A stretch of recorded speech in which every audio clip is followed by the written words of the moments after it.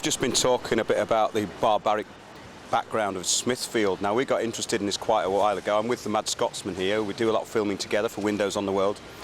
And we started looking into the real history of this area, and it's very, very interesting. We started looking at very old pictures and engravings of what happened here.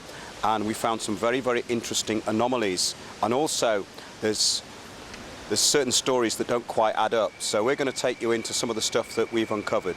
So, Mad Scotsman. I'm up. Yeah.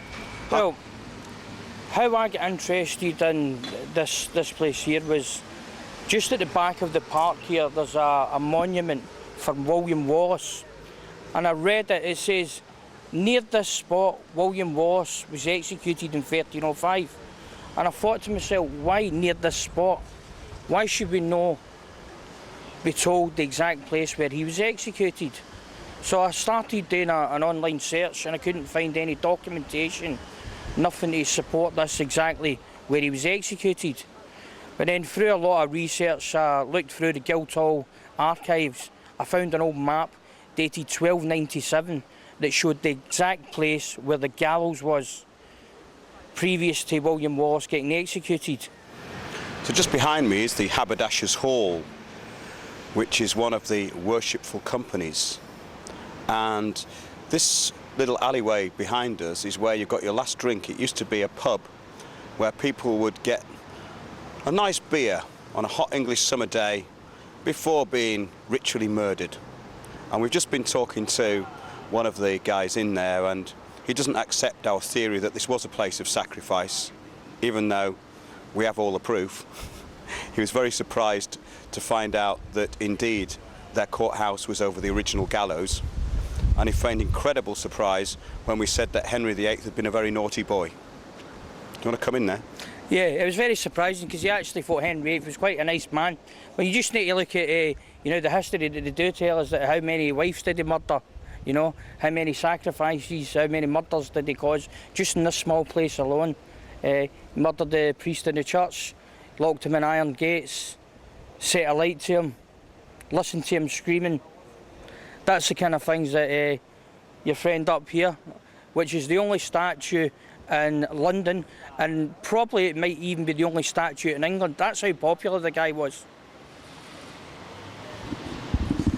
Yeah, it didn't last very long, but we're still living with the legacy of him and what he did, and his association with the Roman cult, which is still what we're suffering under today, but we are finding solutions. It stated near this spot William Wallace was executed. We wanted to find out why near this spot. We want to know the exact spot. We've found that we're standing here. Now every year the William Wallace Society come through from Scotland, and they pay homage to the monument over there. They put flowers down, thistles and that, right? But what we want them to do is come to the real place where he was sacrificed, and it was right here, next to 14 West Smithfield.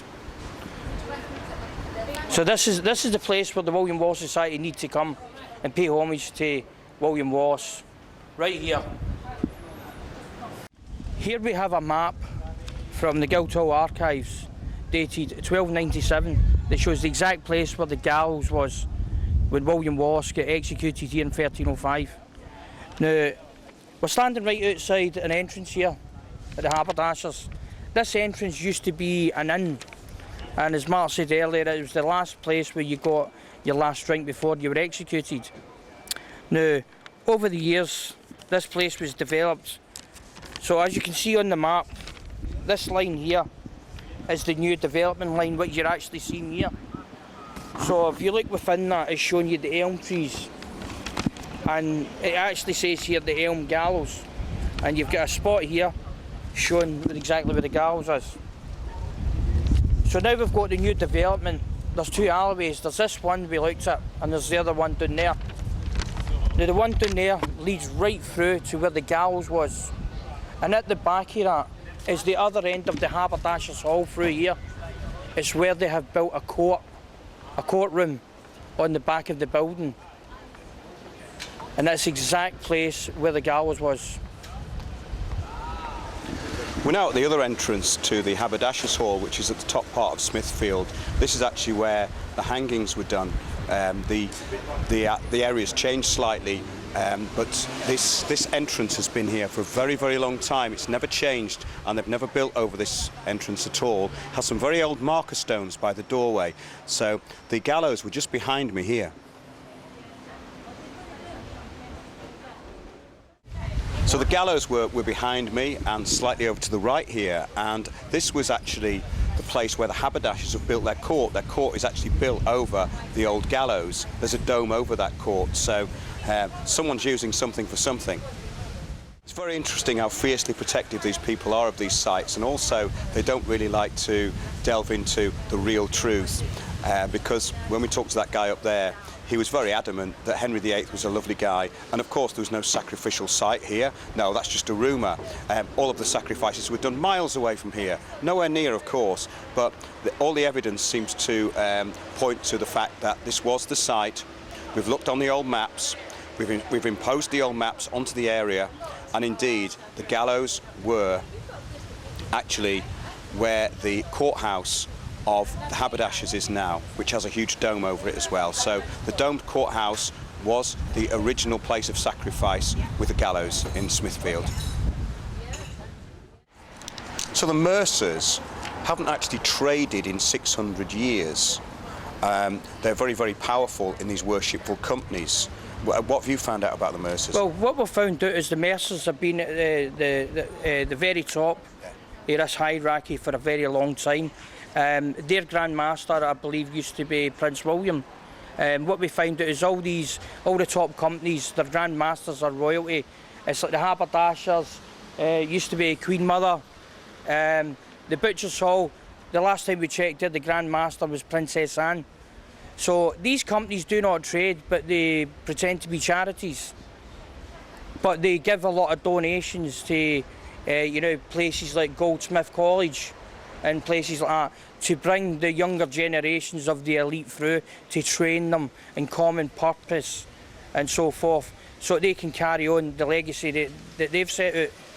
Yeah, basically what they're doing is they're indoctrinating people through different societies and different levels. We're finding a lot of this is coming from the United Nations now, but also this filters down through these organisations.